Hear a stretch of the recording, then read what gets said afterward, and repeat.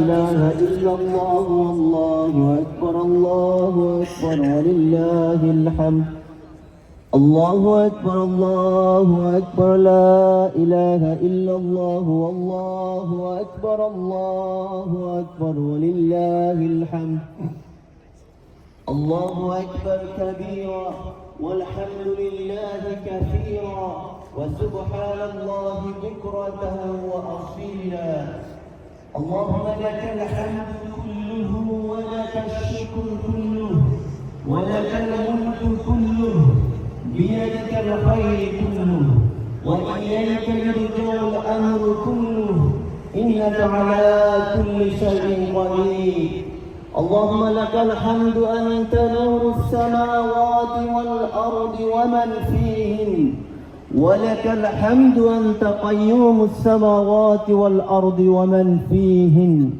اللهم لك الحمد بالإسلام ولك الحمد بالقرآن ولك الحمد برمضان أما بعد فيا أيها المسلمون إن الله تعالى في القرآن الكريم ولتكملوا العدة ولتكبروا الله على ما هداكم ولعلكم تشكرون الله أكبر لا إله إلا الله والله أكبر ولله الحمد وقال رسول الله صلى الله عليه وسلم إن لكل قوم عيدا وهذا عيدنا فيا أيها المسلمون أوصيكم ونفسي بتقوى الله عز وجل كما قال الله تعالى في القرآن الكريم يا أيها الذين آمنوا اتقوا الله حق تقاته ولا تموتن إلا وأنتم مسلمون يا أيها الذين آمنوا اتقوا الله وكونوا مع الصادقين اللهم صل على محمد وعلى آل محمد كما صليت على إبراهيم وعلى آل إبراهيم إنك حميد مجيد উপস্থিত সম্মানিত মুসল্লিন আমরা আল্লাহ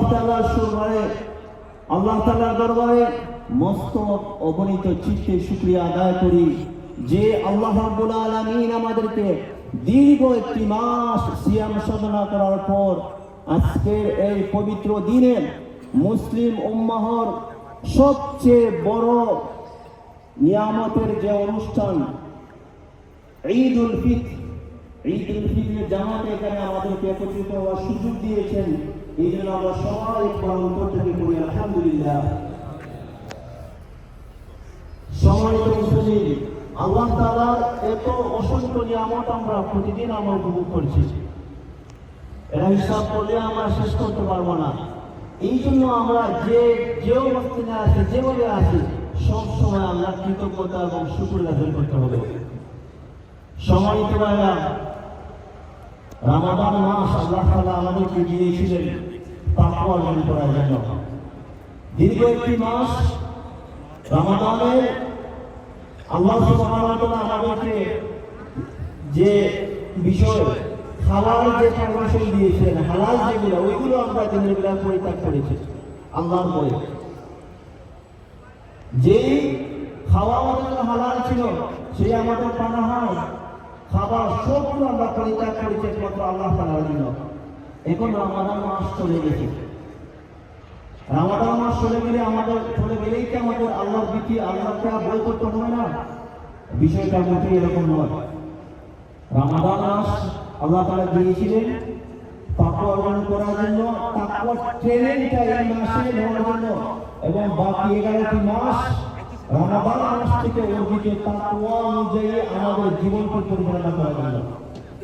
আল্লাহ তাআলা কোরআনে ইরশাদ করেছেন ইয়া আইয়ুহাল্লাযীনা আমানু কুতিবা আলাইকুমুস সিয়াম কামা কুতিবা আলাল্লাযীনা মিন ক্বাবলিকুম লাআল্লাকুম তাত্তাকুন। হে বান্দাগণ, রোজা আমি তোমাদের জন্য এই জন্য ফরজ করলাম এই রোজাটা আগে যারা ছিল তোমাদের তাদের উপর পড়েছিল। আর আমাদের রোজা ফরজ হওয়ার কারণটাই হচ্ছে লাআল্লাকুম তাত্তাকুন, যাতে তোমরা পরহেজের অর্জন করতে পারো। আপনি চাইলে রমাদান মাসে দিনের বেলা খাইতে পারতেন লুকিয়ে লুকিয়ে, কিন্তু আপনি তো ওপেনলি খাইতে পারবেন, এই দেশে রমাদান কোনো অসুবিধা নেই। কিন্তু আমরা এই যে পানাহার খাওয়া সব ত্যাগ করলাম কি জন্য? ইত্তাকুল্লাহ, কারণ আমরা আল্লাহকে ভয় করি। আল্লাহ দিয়েছিল এই জন্য আমরা রমাদান মাসে আমরা খাওয়া দাওয়া পানাহার সবগুলো ত্যাগ করেছি। সম্মানিত ভাইরা, আজকের ঈদের খুশি দিন আমরা একত্রিত হয়েছি, আমরা আনন্দ করব, খুশি উদযাপন করব। কিন্তু কিভাবে? শুধুমাত্রই কি সুন্দর নতুন জামা কাপড় পরে আসলে আনন্দ?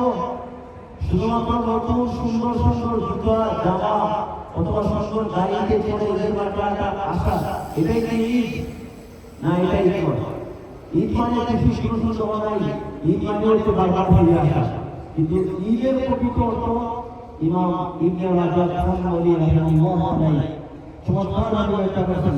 তিনি বলেছেন, লাইসাল ঈদ বিমান লাবিসাল জাদীদ, ঈদ তার জন্য যে শুধুমাত্র নতুন পোশাক পরিধান করে, বরং ইন্নামাল ঈদ লিমান তাআতাহুল জাদীদ লিমান তাআতাহু তাজীদ, ইন্নামাল ঈদ লিমান তাআতাহু তাজীদ।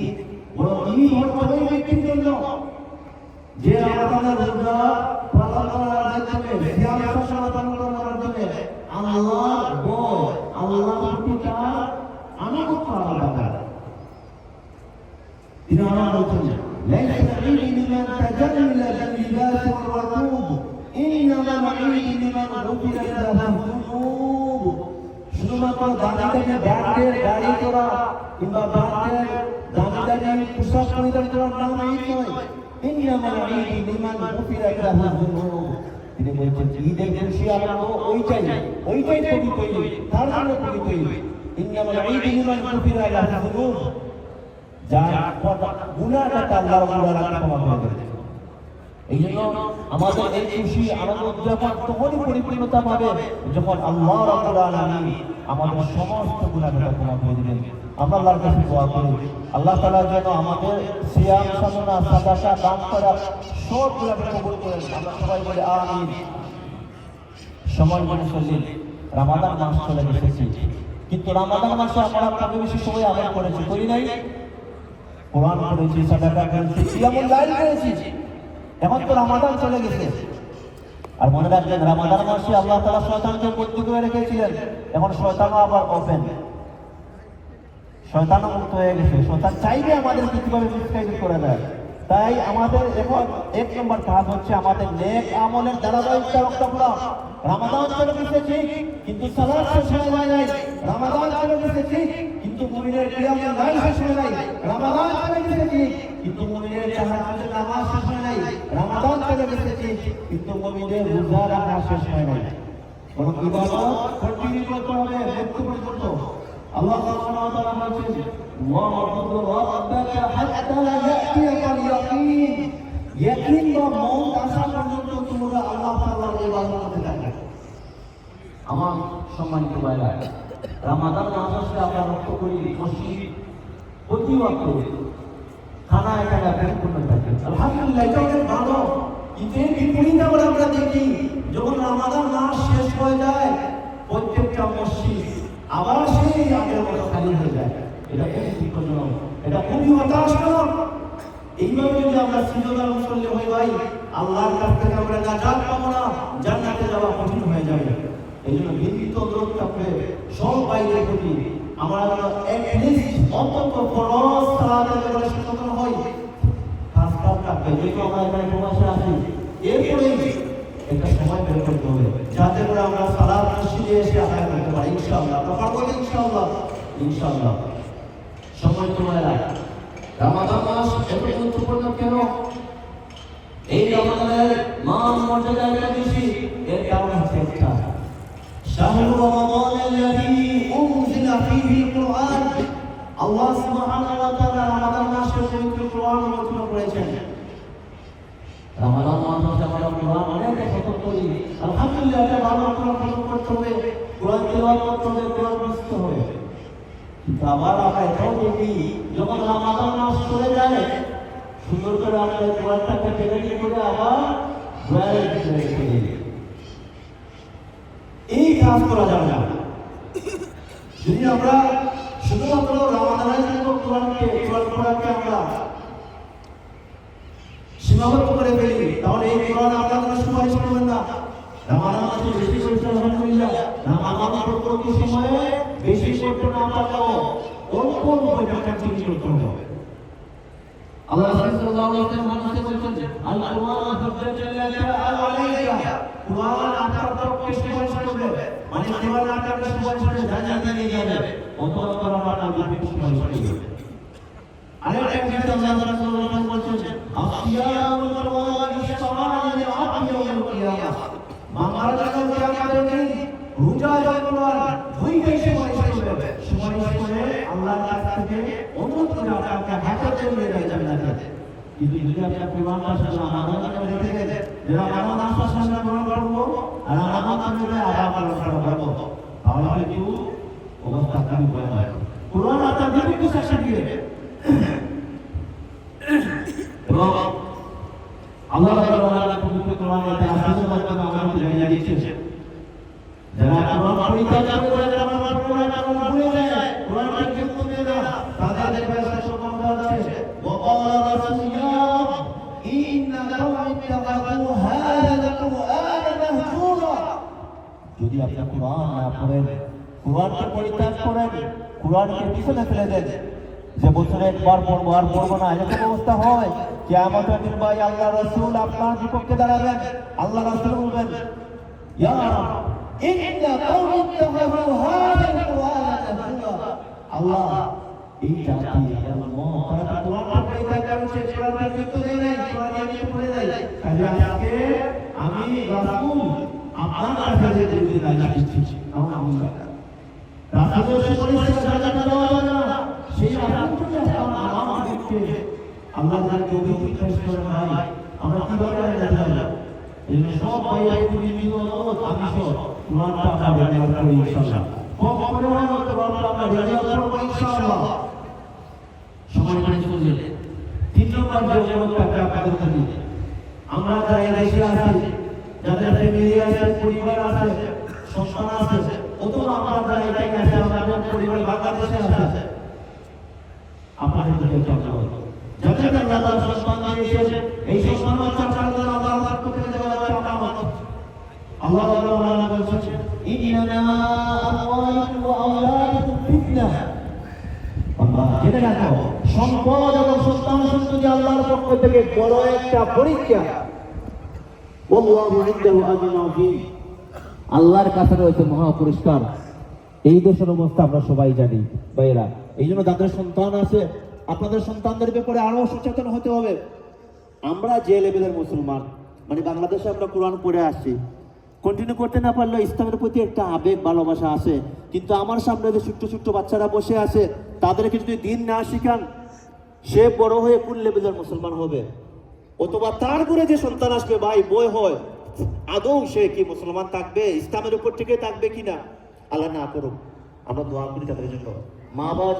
মায়েরা যারা আছেন, বাবারা যারা আছেন এখানে, বাবারা যারা আছেন, মায়েদের কাছে মেসেজ দিবেন, এই সন্তানকে যদি আপনি দিনের উপর টিকিয়ে না রাখেন, ইসলামের কোরআনের সঠিক শিক্ষা না দেন, তাহলে আপনার যদি গাফলতি থাকে আপনারও সন্তানকে আমাদের দিন আল্লাহর কাছে নালিশ পেশ করবে। সে একা জাহান্নামে যাবে না, আল্লাহকে বলবে, আল্লাহ আমার মা বাবা আমাকে বাংলাদেশ থেকে নিয়ে আসছিল, অথবা আমার জন্ম এই দেশে হয়েছিল, কিন্তু তারা আমাদেরকে দিন শিক্ষা দেয় নাই। তারা বলবে, নাজআলুহুমা তাহতা আকদামিনা লিয়াকুনা মিনাল আসফালিন, আল্লাহ আমি জাহান্নামে যাব, কিন্তু আমার মা বাবাকে ছাড়বো না, তাকে লাঠি দিয়ে জাহান্নামে ফেলে আমি জাহান্নামে যাব। নাউযুবিল্লাহ। এই জন্য ভাইরা আমাদের সন্তানদের ব্যাপারে আমরা সচেতন হই। আপনাদের এই বার্সেলোনা কেন্দ্রীয় জামে মসজিদে প্রতি বছরের না এবছরও আপনাদের সন্তানরা তারাবির নামাজ পড়িয়েছে। আমরা সবাই বলি আলহামদুলিল্লাহ।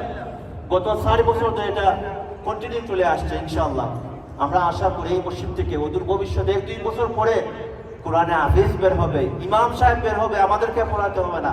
এই জন্য আপনাদের সচেতনতা লাগবে, আপনাদের দোয়া ভালোবাসা লাগবে। আপনাদের সন্তানদেরকে মসজিদে দিবেন। একটু আগেই বলছেন সভাপতি সাহেব যে প্রায় 250 স্টুডেন্ট এখানে আছে। আপনাদের সন্তানদেরকে মসজিদে দিবেন, মসজিদে দিবেন। আমি আবার বলছি, বাসায় পড়ান ঠিক আছে, কিন্তু যদি মসজিদের সাথে তার সম্পর্ক না হয়, আমরা তো এক সময় চলে যাবো এই দুনিয়া ছেড়ে, এই মসজিদগুলোকে কারা দেখবে? এই জন্য সন্তানদের ব্যাপারে সবাইকে সাবধান থাকতে হবে। পাশাপাশি যাদের স্ত্রী আছে, সন্তান নাই, বা আপনার সন্তানও আছে, স্ত্রী আছে, আপনার পরিবারকে ভাই আপনি পর্দার ভিতরে রাখবেন। আপনার স্ত্রী হচ্ছে আপনার অধীনস্থ।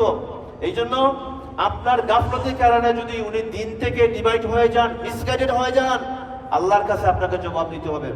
আল্লাহ সুবহানাহু ওয়া তাআলা কোরআনে বলছেন, ইয়া আইয়ুহাল্লাযীনা আমানু কু আনফুসাকুম ওয়া আহলিকুম নারা, হে ঈমানদারগণ, তুমি নিজে জাহান্নামের আগুন থেকে বাঁচো, তোমার পরিবারকে বাঁচাও। আপনি নামাজ পড়েন মসজিদে এসে, অনেক বড় মুসল্লি, কিন্তু আপনার স্ত্রী পর্দা মুশিদা তাদের কাছে নেই, কোরআন পড়েন না, নামাজ পড়েন না। এ দায়টা আপনাকে নিতে হবে, ওটা আপনিই তো ওনাকে বাংলাদেশ থেকে নিয়ে আসছেন। ভাইয়েরা, 4 নম্বর যে অনুরোধ থাকবে আপনার প্রতি, আমরা এখানে যারা আছে আমরা সবাই বাংলাদেশি না মুসলমান। দুইটা পরিচয় আমাদের।